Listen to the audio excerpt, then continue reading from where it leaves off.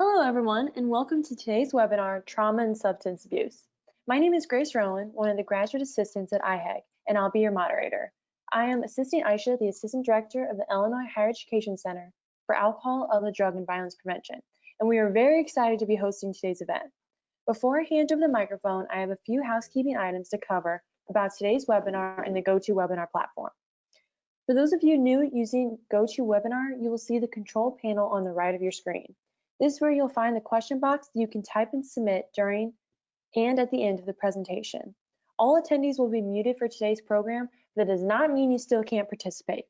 So without any further ado, I'd like to introduce today's speaker, Sarah Buino. She is a speaker, teacher, therapist, and the founder and president of Head Heart Therapy, Inc. She holds a master's degree from Loyola University in Chicago and specializes in shame, trauma, and substance use disorders. Welcome, Sarah. The stage is yours. Thank you so much, Grace. Hello, everybody, and welcome. Thank you for joining us today.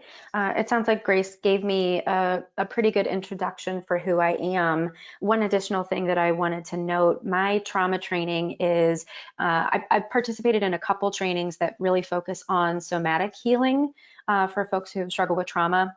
Sensory motor psychotherapy is one, and the other is called NARM, which is Neuroaffective Relational Model. You'll hear me referring to this throughout the presentation today, so I just wanted to note that. All right, let me see if I can advance my slide. There we go. So I didn't want to do this presentation without giving reverence to what's happening in the world right now. I know that there's a lot of suffering, and I couldn't think of a better way than just to hold a moment of silence for all of those who are being harmed by white supremacy and for all of the lives that have been lost to COVID-19. So if you'll just join me in a brief moment of silence.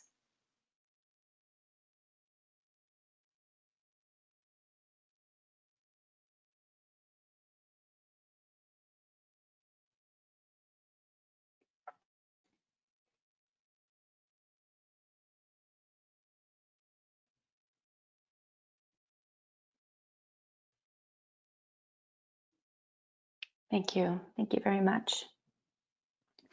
So throughout the presentation today, we'll be taking a moment to just pause, and I'll be showing some different images of nature. Given all that's going on in the world in general right now, and also this particular material, whenever we talk about trauma, can be really heavy. So whenever we take one of these little nature pauses, I want you to kind of go inward and see what you notice inside of yourself when you look at the image. So for right now, we're looking at this crashing wave and beautiful pinks and blues showing up there. So just see if you can take a moment internally to notice. Do you notice any sensations? Do you notice any images coming to mind for you when you sit with this?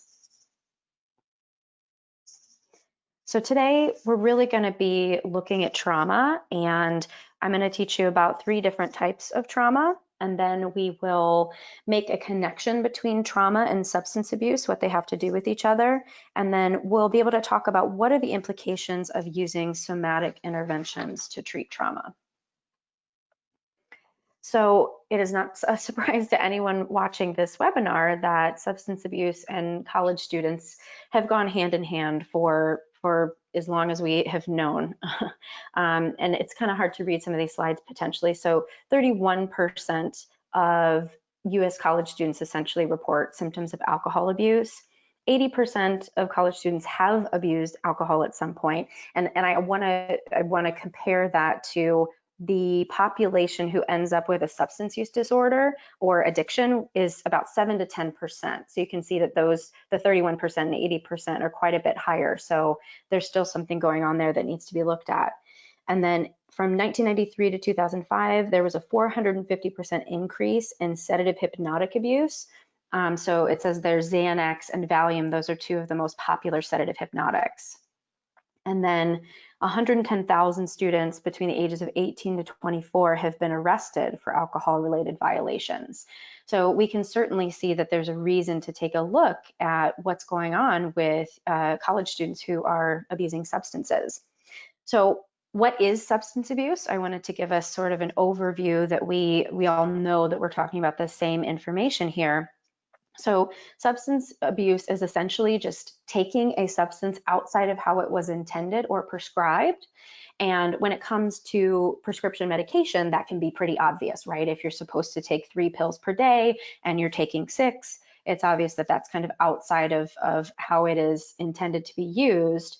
Alcohol is a little bit different because it is a legal drug, and oftentimes we don't really think about it as a drug, but that's exactly what it is.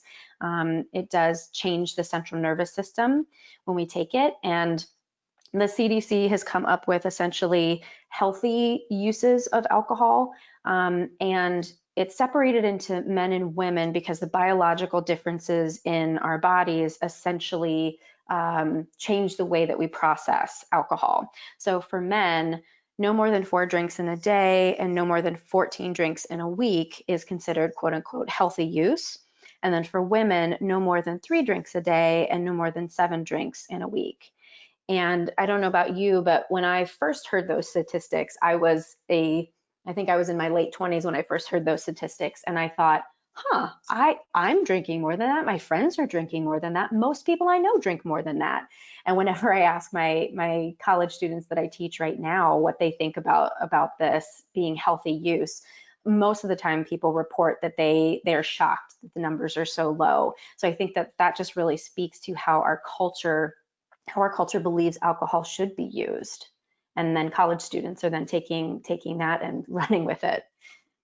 And then risk factors for developing a substance use disorder. So students with any of these following risk factors can be at higher risk for developing a substance use disorder. So is somebody in the family, do they have a substance use disorder? Is there a mental health disorder in the family? You know, depression, anxiety, trauma, schizophrenia, goodness, anything could fall under that. Peer pressure. So is everybody else in your peer group using? Lack of family involvement. So if a student doesn't have a solid connection with their family, they can be more susceptible then to peer pressure and be at higher risk for developing a substance use disorder. Using earlier, the earlier that someone has their first encounter with a substance, that is a risk factor for developing potential substance use disorder later in life. And then taking a highly addictive drug is also a risk factor. And I think, you know, when we think of quote unquote highly addictive drugs, we often go straight to heroin or crack or something like that. But I wanted to note in here that cigarettes actually, a young teen who is smoking cigarettes, that is actually a gateway drug to using other drugs like marijuana or alcohol, which then can potentially lead to other drugs. So we have to remember that nicotine is a drug, and a legal one at that. All right, so we'll take a moment with this image, and you know, we can see out in the water and the way that the sky is essentially parted there by the different colors.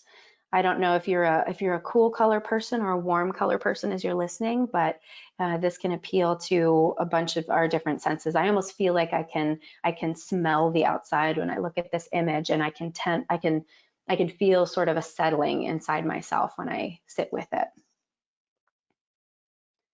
All right, so now we're going to move into learning more about what trauma actually is. And before we do that, just thinking about trauma-informed care. That term is widely popularized right now, and it seems that we have essentially caught on that trauma is a thing that we need to be more aware of in all areas. And essentially, if you are a person who works with other humans, regardless of where you are working with other humans, it's really good to understand having some sort of trauma-informed lens to understand what you're working with. So this trauma-informed care idea really expands our understanding of what trauma is and how to heal from it. So a trauma-informed lens doesn't ask what's wrong with you, rather it asks what happened to you. And then to even go further than that, Gabor Mate, who is a well-respected physician in British Columbia, he says trauma doesn't happen to you, it happens inside you. And what's important about this definition is if trauma is something that happened to you, there's really not a lot that you can do. But if we think of trauma as how you disconnected from yourself, or how you were hurt in relationship when the trauma happened, then we're able to find ways to heal and actually do something about that trauma. So here are some informal definitions for trauma, and these are essentially from Larry Heller, who is the founder of NARM, the Neuroaffective Relational Model, which I'm being trained right now, and then also from Gabor Mate. So trauma creates restriction and constriction. So if we think about, moving through the world before a trauma, we are not necessarily moving through the world with fear. We're moving through it confidently. And when we think of confidence, we think of maybe a puffed up chest, right? Like, I am open to the world. And then when we experience trauma, there is literal constriction that can happen. And sometimes we may even see a trauma survivor actually kind of concaving themselves in sort of a protective stance against experiencing more trauma. The next definition, trauma is disconnection from self and the world. So as I just said with the previous slide, if we think about trauma as being a disconnection from self and the world, we have an ability to potentially mend that and help people reintroduce that connection to themselves and to the world around them. Trauma shapes your view of the world. In my NARM training, I don't think I ever got the actual article, but in my NARM training, they brought up, there was a study that was done that actually showed that people see differently out their eyes when they have been traumatized. And essentially, as you may think, the peripheral vision narrows, and then they can only see straight ahead. And then once there's healing from trauma, they can see differently out their eyes. I've got to find that actual article so I can read more about it. And then trauma makes it hard to be in the present moment. So if you're a trauma survivor, you might always be ruminating on the past or being in fear of the future, and being in the moment right now can be really difficult. So that's actually one of the hallmarks of trauma work, is to try to be very present moment focused instead of going back and forth between past and future. And then finally, trauma is a normal response to an abnormal situation, right? And we'll talk a little bit more about all of the breadth of what trauma can be. And a trauma-informed lens can then validate for a trauma survivor that what is happening to them is not crazy, because that's the one thing a lot of trauma survivors will say. They'll be like, oh, I'm doing things that just feel absolutely crazy. What's wrong with me? No, trauma is a normal response to an abnormal situation.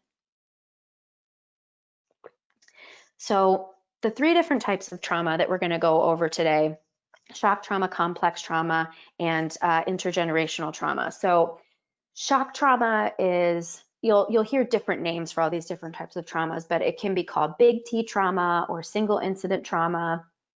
And this type of trauma happens either once or it has a distinct end date. So, when I think of trauma that happens once, that's a car accident, witnessing a robbery or being injured in some way. And then when I think of something that has a distinct end date, combat, right? My cousin actually was in Afghanistan, and he had a deployment and he came back. So even though it did go for an extended period of time, there was an end date. So there was a time when it was over. And you'll see why when we get to the next slide, why it's so important to be able to kind of put time parameters around this type of trauma. So single incident or shock trauma results in post-traumatic stress disorder, which we're all very familiar with. And this piece here I get from my training in NARM. And what they say is, when our capacity to cope is overwhelmed is when something is essentially trauma. And that overwhelm creates unresolved fear, and there is an incomplete fight, flight, survival response. And later we'll go into more detail about what that looks like, but essentially we all know what fight, flight, or freeze is, right? And when we are unable to do the fight or flight that we needed to do in a moment to protect ourselves, it essentially sort of gets stuck in the body, and the body is essentially trying to recreate the situation over and over again so that it can discharge. And if you want to learn more about it, you could read any of Peter Levine's work, because this is the type of trauma that his work really specializes in. Next, we have complex trauma. And so complex trauma is kind of like a big umbrella under which developmental trauma lives. So complex trauma is repeated chronic experiences of developmental and or shock trauma. So you know how I said earlier that there was essentially an end date to the big T trauma or the single incident trauma. So complex trauma doesn't necessarily have an end date.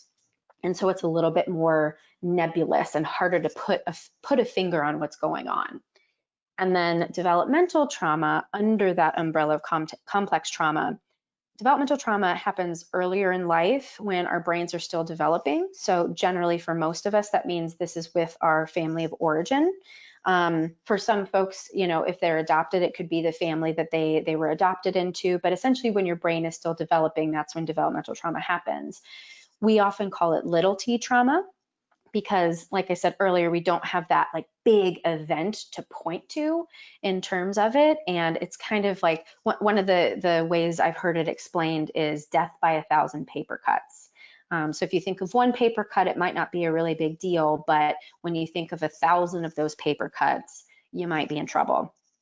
And this developmental trauma is really, it's ruptures in connection to our caregivers. So when we're infants, we literally do need our parents to survive, or our caregivers, whoever those may be. And if we can't trust that that relationship is going to be there, that actually creates changes in the brain that are trauma. And so developmental trauma results in complex post-traumatic stress disorder. Right now, that is not a diagnosis in the DSM, but it has been accepted into the ICD-9, which is the medical diagnostic manual, essentially. And so once something is into the ICD, it then moves into the DSM, the Diagnostic Statistical Manual, which is where all the psychological disorders are essentially housed. So it's not technically a diagnosable diagnosis just yet, but it is something that hopefully we'll be able to use for our clients very soon. But so this complex post-traumatic stress disorder results from this misattunement, which is often either neglect or abuse from caregivers. And that misattunement with their caregivers creates unresolved shame. And shame is that shame creates a really unstable sense of self, an unstable core. And essentially, you know, if someone can't trust that a child cannot believe that they are a good person in a bad situation. Essentially, that's the easiest way for us to think about it. So that is what developmental trauma is. And then lastly, intergenerational trauma. So these are situations that are lasting since humankind essentially was developed. So we've got genocide, immigration or seeking refuge, slavery, war, pandemic. We are in trauma right now, which is one of the reasons I wanted to make sure we had images to take pauses in this seminar, because there's just so much going on in the world, and we're really seeing a lot of people's trauma responses come up right now. I don't know if you've noticed within yourself, sometimes there may be, you may respond in a way that you're like, why am I so irritated, or why do I have less patience right now? That's in response to the collective stress that we're all experiencing. And if you are a person whose family of generations has experienced stress chronically for a long time, that comes out as trauma, even if you haven't necessarily experienced it yourself. So I put this book up here as a resource. It Didn't Start With You by Mark Wolin. And the thesis of his book essentially is that children absorb and act out intergenerational trauma in their lives, especially those events that have been suppressed. And one of the studies that he did in here looks at the grandchildren of Holocaust survivors and how the intergenerational stress was passed down, even though the grandchildren had no connection to what had happened during the Holocaust. They were still experiencing some of the trauma-related stress responses that their grandparents had, who actually went through the Holocaust themselves. All right, so let's just take a moment with this. because that is a lot of heavy information. And it's funny, I think that thunderstorms and lightning storms for some people are very soothing, and for some people they're very activating. So just notice for yourself, what happens when you look at this? Is this something that, can you sit there and smell the rain, imagine yourself sitting on a porch watching the rain fall in front of you? Or are you someone who really wants to take cover when you see an image like this? And since we're just in a webinar and, hopefully we're all in a safe space in this moment right now, you can kind of come back to your breath, come back to where you are in your seat, and just notice that you're safe. All right, so the Adverse Childhood Experiences Study. So they call it the ACE study for short. And the ACE study was developed by Dr. Vincent Felitti and his team, and he was working for Kaiser Permanente on a weight loss study. And I can't remember how many participants they had, but they had a bunch of participants who were considered morbidly obese and needed to lose a great amount of weight. So they followed these people for a significant period of time, and they found that as soon as people got toward the end of the study where they were either needing to maintain the weight loss or needing to lose like the last bit of weight, they found that some folks were self-sabotaging, or they were going back to previous behaviors, not able to maintain their weight. And they were like, what's happening here? What's going on with these people? And what they found essentially was the people who were self-sabotaging and really struggling at the end, all of those folks had suffered from adverse childhood experiences earlier in life. And so essentially the study really got hijacked by this. This became a trauma study. And so we can see here, these are the quote unquote adverse childhood experiences that we would look for in terms of whether or not somebody had experienced childhood trauma. So we have physical, emotional, and sexual abuse, physical and emotional neglect, and then several different things that can happen in the household that cause disruption. So if a parent has mental illness, if somebody was incarcerated, if you watched your mother being treated violently, if a parent or caregiver was someone who was addicted to substances, or if there was divorce. So all of those things are considered household dysfunction. I try to stay away from words that are absolute like that because I think sometimes they can sound judgmental. But essentially, this is an environment which would not be optimal in which to raise a child.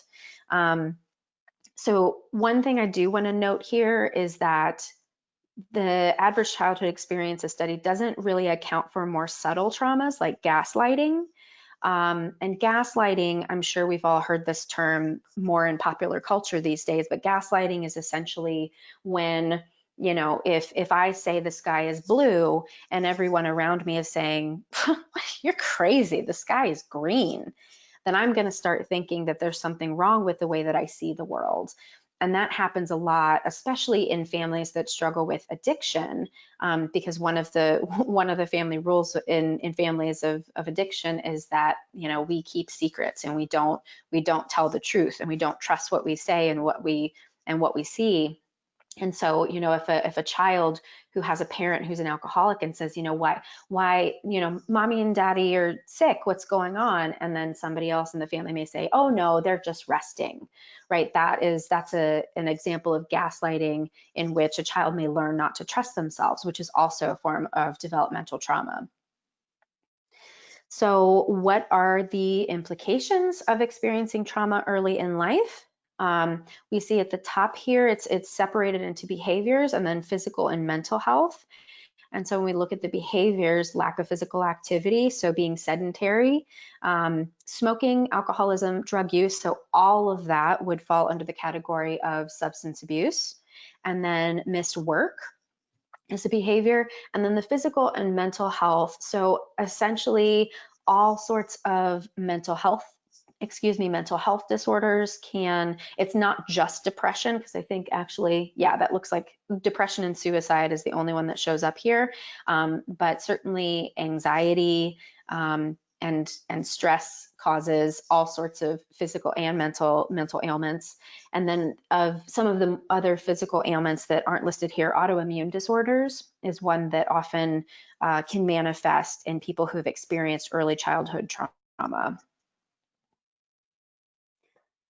All right, so to tie this together, trauma and substance abuse, so especially when the trauma is occurring earlier in life, it is linked to the development of a substance use disorder and substance abuse. So somebody with PTSD is 2 to 4 times more likely to also have a substance use disorder. And then people who are actually in treatment for substance use disorders are 30 to 60% more likely to have experienced post-traumatic stress disorder in some point in their lifetime.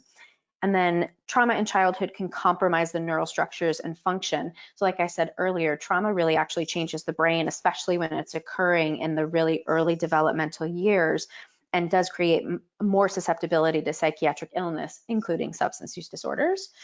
And then approximately 59% of adolescents with post-traumatic stress disorder also experience a substance use disorder. Now, when I talk about this, a lot of times people may say, well, I experienced trauma in my childhood and I didn't become an addict or alcoholic or abuse substances. And this is where I remind people what Gabor Mate has said is so incredibly important, that every traumatized child does not grow into an addict, but every addict has once been a traumatized child. So I think that makes a lot of sense. And if you haven't heard Gabor Mate speak before, he's on a lot of podcasts. And I think he had a TED Talk. You can find his work in a lot of different places. And at the end, I'll share a podcast where he has been a guest on, and I'll also share one of his books. So make sure to check him out if you haven't heard of him before.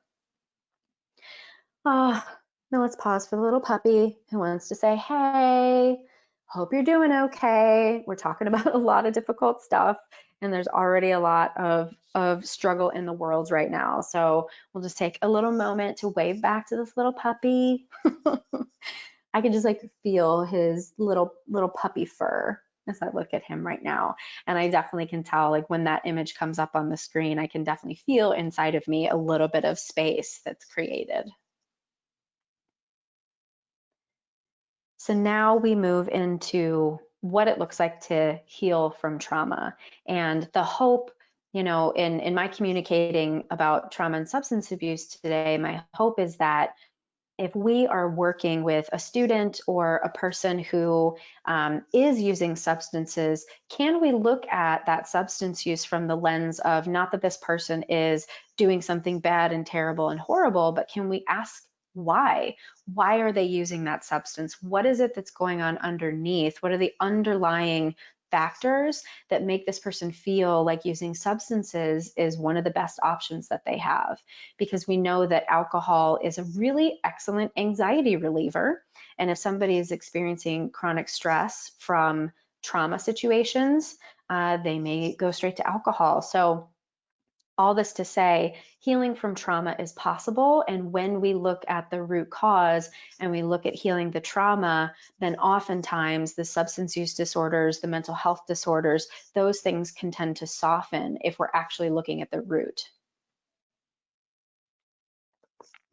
So post-traumatic growth is a thing. And I know this is a really long quote, but I really liked all of it, so I wanted to put it up here. So Kanako Taku is an associate professor of psychology at Oakland University, which is apparently in Michigan. I thought it was California, but it is Michigan.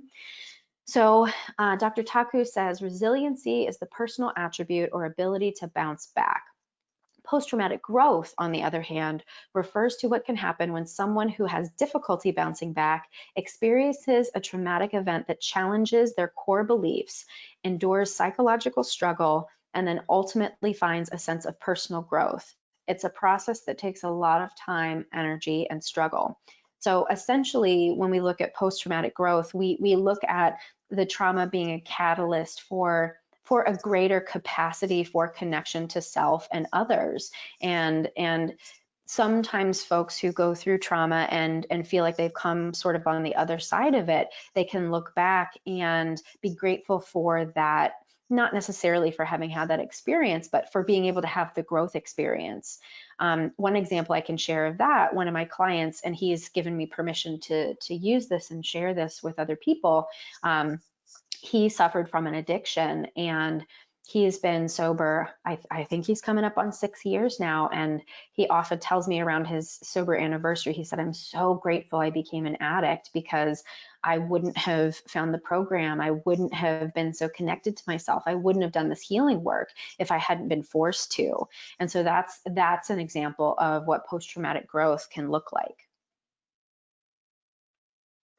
So now we're going to get a little bit into the nitty-gritty of kind of how trauma gets processed in the body, and therefore how we can begin to heal from it. So this is, we're talking about single incident and shock trauma in this situation. And so, as I said earlier, we were talking about fight, flight, freeze, and everybody knows that seems to be in kind of popular culture at this point. We don't necessarily often talk about fawn, and I believe it was the Stone Center who really talked about how we essentially try to connect or we disconnect from people. And fawn is really an example of, in people, it often looks like people pleasing. You see the little dog here kind of rolling over and showing their belly. I had a dog that unfortunately passed away recently, and I always called him my little trauma dog, because whenever he was threatened, he would absolutely show his belly, because he really wanted you to love him, and he wanted essentially to entice you to take care of him instead of to hurt him. And we've gotten a new dog since, and it's been really interesting for me to see how the brain responds to trauma. Even after the trauma is not there, because our new dog, Phoebe, she likes to just run. And unfortunately, every time there's a loud noise in our neighborhood, which, because everybody's home right now, there are so many loud noises. We were walking the other day and a car backfired, and she just wanted to take off. And she's a coonhound. She's kind of a big dog, so it takes a lot for me to really hold her back. So it's just very, very interesting to see that juxtaposition of what way we respond when it comes to trauma. And there's no, it's not like every single person, like one person always goes to fight when they're experiencing, something that could be traumatic. And it's not even when we're experiencing trauma. This can be when we feel that there's danger, right? And then if it's something that overwhelms the system, and it's something that happens repeatedly, even once the trauma is essentially removed, then we know that actually caused trauma. So, I mean, if you think about yourself, and something happens where, I'm trying to think what is threatening. So like you almost get hit by a car. Let's say you are running in the street, and somebody's not paying attention, and they almost run and hit you. Some people's response is going to want to be to, throw up the middle finger and say, hey, you, I'm going to get down your license plate number, and I'm going to call the cops. That would be an example of responding with fight. And then with flight, some of us may just hightail it right out of there and want nothing to do with confrontation. And then oftentimes too, we just freeze, and we just kind of stay stuck. And that freeze response, when it comes with trauma, oftentimes there is actually like a physiological response where I've seen folks who essentially their eyes are like deer in headlights, right?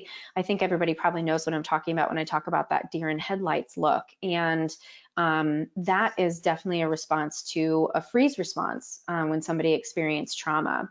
And then finally fawn, right? So, if we're like, oh, I'm so sorry, I didn't mean to be in your way. If you're apologizing for almost getting hit by a car, that would be probably more indicative of that fawn response.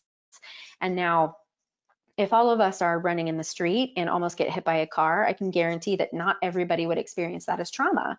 And it's hard to say why we do or we don't experience that as trauma. It definitely does not have to do with weakness. I think it's essentially just kind of the way that the brain processes it.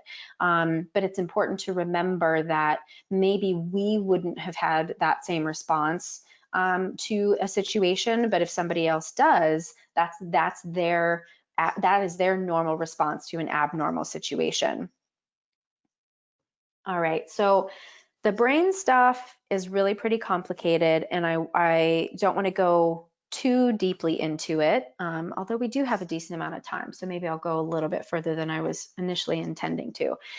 So when we talk about trauma, we often talk about the triune brain, and tri meaning three, so essentially three parts of the brain. So we've got the brainstem, which is really responsible for the basic functions of our body, right? Because all animals have a brainstem, and it's needing to eat, needing to go to the bathroom, wanting to have sex, those sorts of things that are controlled by the brainstem. And then the limbic system is essentially responsible for more of kind of like the emotional responses, and also this fight, flight, or freeze situation that can happen, and fight, flight, freeze, or fawn. And the limbic system is also where substance use sort of lives as well. And so if somebody is triggered from a trauma response, or somebody is triggered to use a substance, that often kind of is generated from the limbic system area. And then the neocortex, or the prefrontal cortex, is our reasoning and our decision-making area of the brain. And one of the interesting things about the brain is that the logical part, the prefrontal cortex, and particularly the left side, which we know the right side is more of kind of like the artistic side, and then the left side is the logical side. The left side of the brain actually develops last. And so it has the least amount of power over the other parts of the brain. So if we think about it that way too, the brainstem actually has the most amount of power because it's the oldest, and not just the oldest within each person's individual system, but it's the oldest in like the development of brains, right? The development of all animals. And so the brainstem actually controls a lot more. So if you're working with a student, and you're trying to reason with them to not use alcohol in a way that's detrimental to their health and to their grades and to their relationships, talking about it doesn't get into the limbic system or the brainstem. It's only hanging out in that prefrontal cortex on the logical side. And because the prefrontal cortex just doesn't have as much power as the lower parts of the brain, somebody can say, and I mean, I've worked with addiction for long enough now that I've seen people say, yes, I know better. I'm not going to do these. I'm not going to go out and use heroin anymore. I'm not going to go drive drunk anymore. I'm not going to do these things. And then they go do these things anyway. It's not because they're a stupid person. It's because these lower systems of the brain are in control, and our therapy has not gotten to the deeper parts of the brain. So that's one of the reasons that I'm really an advocate for somatic types of therapy, because that is really attending to a deeper level of the brain rather than just the cognitive portion it's shown not to be effective, essentially. And one thing that I actually wanted to show you, I wasn't sure if you were going to be able to see me today, and you can't see me, but what I want you to do is make a fist right now. And when we make a fist, we usually have the thumb on the outside, but I want you to put the thumb on the inside of your hand. And I want you to think about your arm now as the brainstem, and your thumb as the limbic system, and the fingers as your neocortex or prefrontal cortex. And Dan Siegel, who is a really famous person in the area of researching trauma in the brain, he talks about flipping your lid. So if you've got your thumb in fist right now, I want you to lift up your 4 fingers and think about when somebody experiences a trigger for addiction or a trigger for trauma, they flip their lid and the 4 fingers go up. And so essentially the neocortex is offline, right? And that limbic system there is left really exposed in the brainstem. And those are kind of what's running the show. And it takes about 20 minutes for somebody's prefrontal cortex essentially to come back online once their body has settled down. And that is assuming that somebody's body is able to kind of settle down. Sometimes people are so stuck in fight, flight, or freeze that they can't let their body settle. But for somebody who can let their body settle, it takes about 20 minutes to come down there. So that's one of the reasons that we try to talk about, we want to ground, and we want people to think before they just take action, right? Like in 12-step programs, they often say, that's when you pick up the phone and you call somebody. So that little kind of hand gesture of flipping your lid, you can think about using that with people that you work with if you're trying to explain kind of how the brain works with this. So when we're working with trauma, as I just said with the previous slide, we really want to give our systems a chance to calm down so that we're able to get the prefrontal cortex back online, so that we are able to make rational decisions that are in line with what's actually in our best interest. Excuse me. So two things we can think about when we're working with people who struggle with trauma is resourcing and grounding. So a resource, essentially anything that will feel supportive or helpful to a person, that's also not going to cause harm, right? Because a lot of folks who are abusing substances have been reaching for alcohol or the drug as a resource. But essentially, we want to be connecting with resources that are not causing harm. So we want to look at what is a natural resource that somebody automatically goes to, or we can introduce external other resources, right? So when I was putting this together, I was thinking about, I'm historically a singer, and I usually sing in my car. And now that I'm not driving anywhere, I don't sing anymore. And I realized how much I miss that natural resource that I already naturally have inside of me, and I want to use it. I literally just don't think about using it when I'm not in the car anymore. So that's an example of a natural resource. Some other resources we can think about. I know weighted blankets are a big deal right now. I actually have a weighted unicorn because one of my friends who is a very excellent trauma therapist actually gave that to me.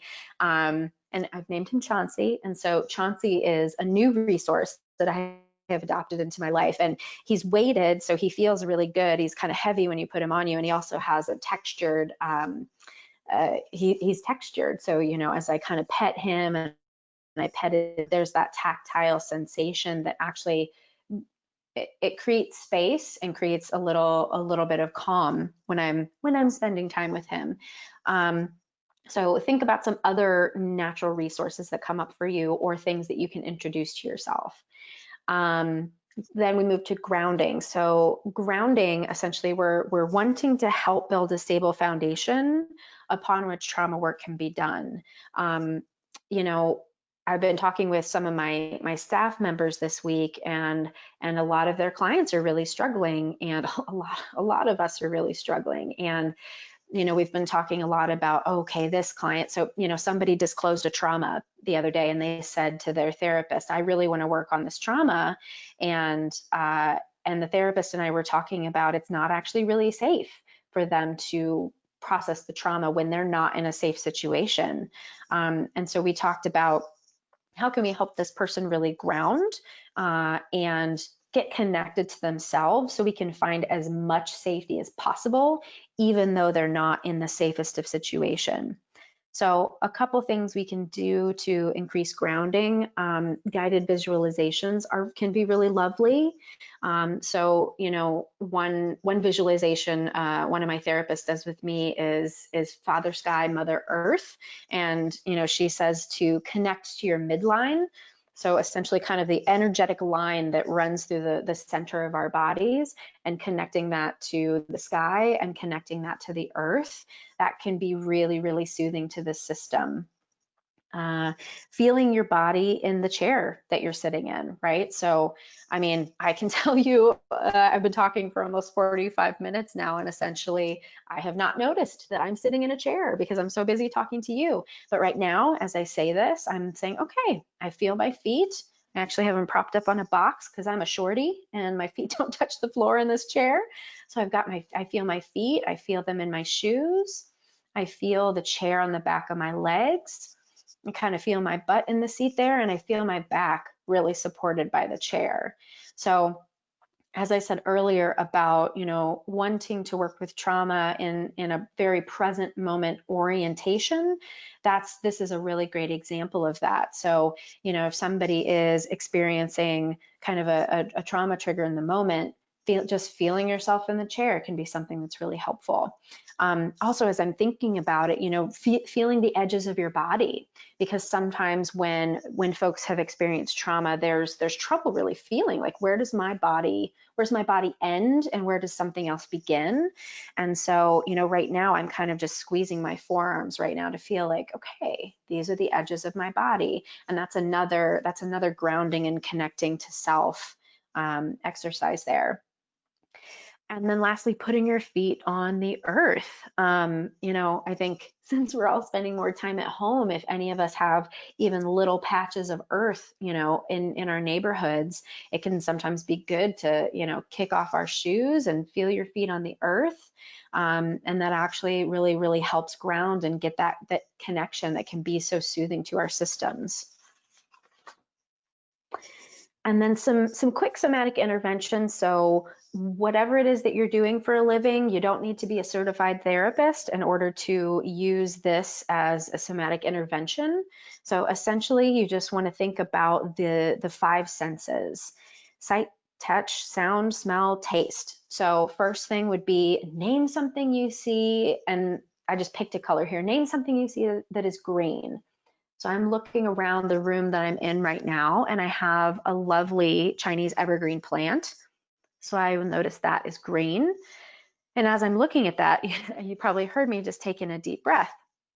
It creates a little bit of that somatic shift. Feel the texture of what you're sitting on. So I'm sitting on a chair that's kind of got a little velvety feel to it. So now I'm kind of running my hands across that. You can ask somebody to feel the clothing, what they're wearing. So I'm kind of feeling my legs right now and noticing the texture of my pants here.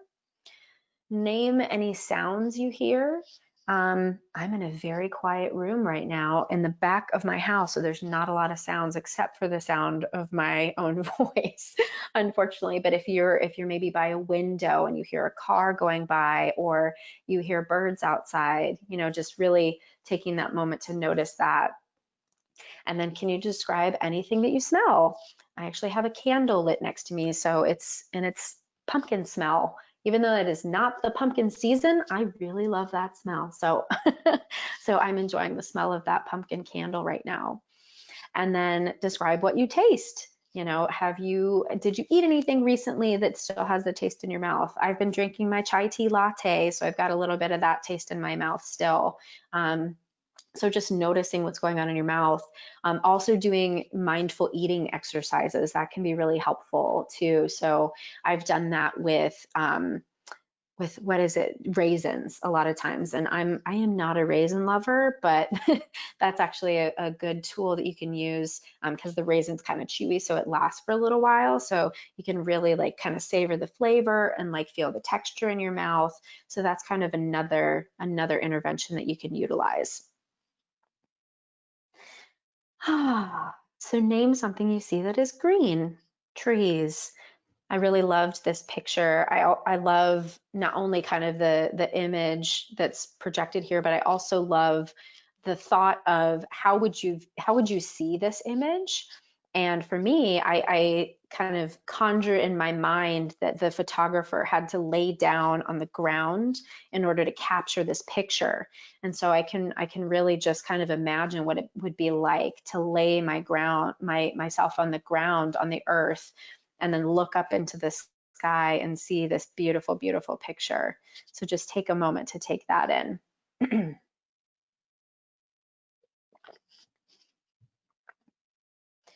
So previously we were talking a lot about shock trauma or single incident trauma and the fight, flight, freeze response and how to utilize kind of somatic interventions with that.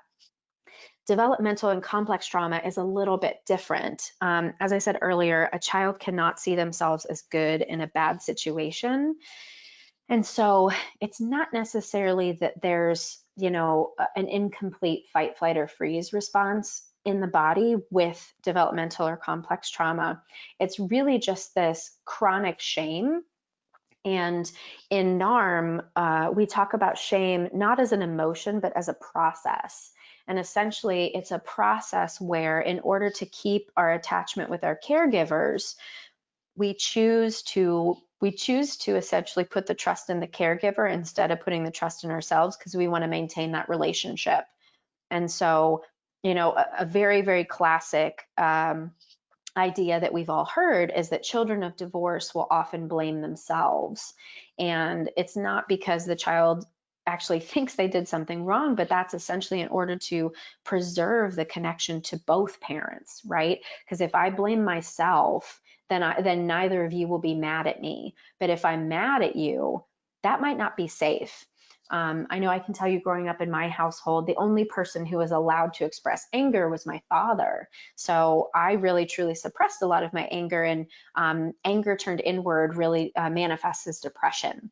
Right. So if we have a child who is consistently turning inward and blaming self, that chronic sense of shame, it becomes really difficult to move out of that. And so what NARM does is really helps people try to essentially recognize when they're moving into that self-judgment and or pressuring themselves or choosing essentially trying to choose the attachment over self, and really highlights when the person is able to be compassionate with themselves. And it's such a hard modality to describe, but I just kind of want to put that out there that anyone that you work with, or even yourself who might be struggling with chronic shame, NARM is an excellent modality in order to support moving through that.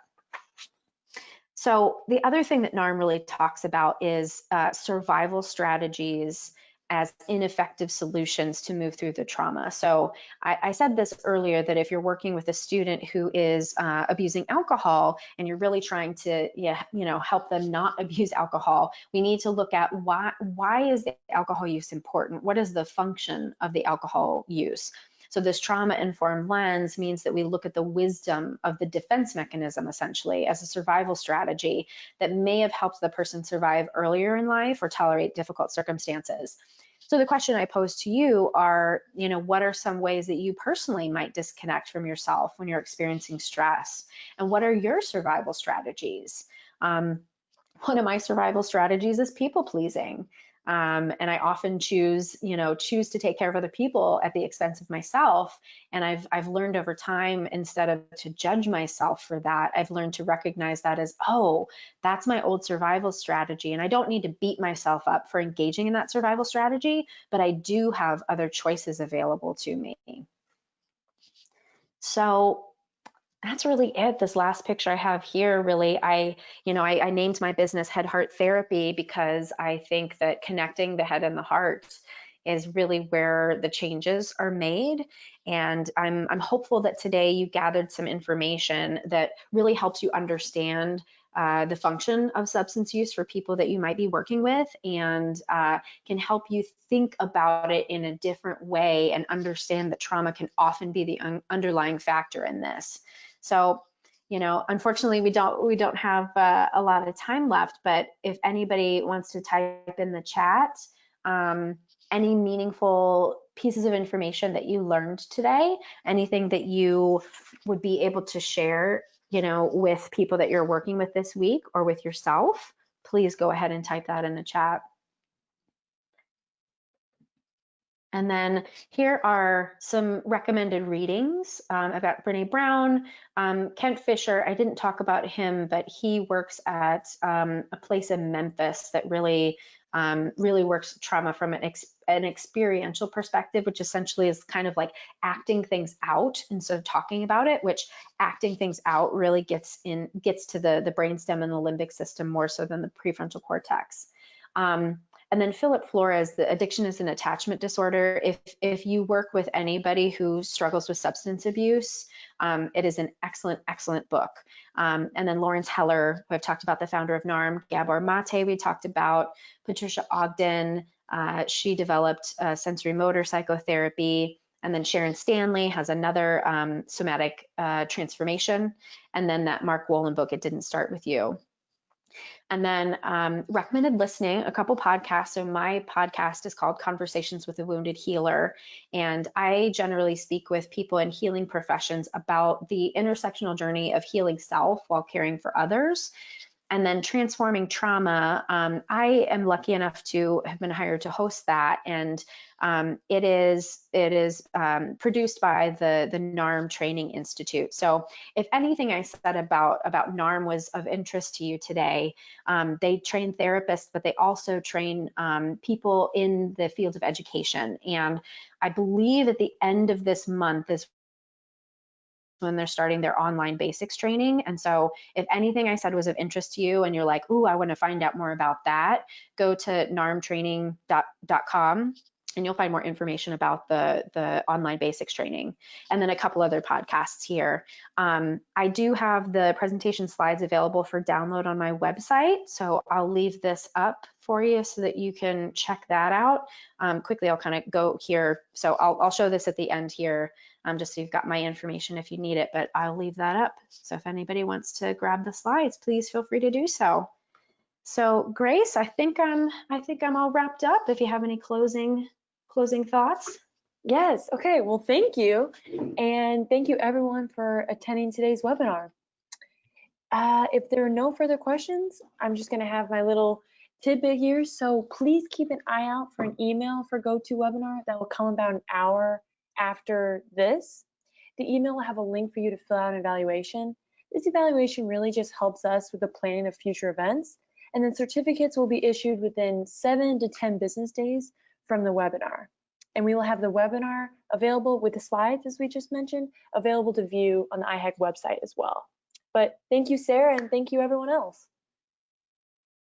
Thank you so much.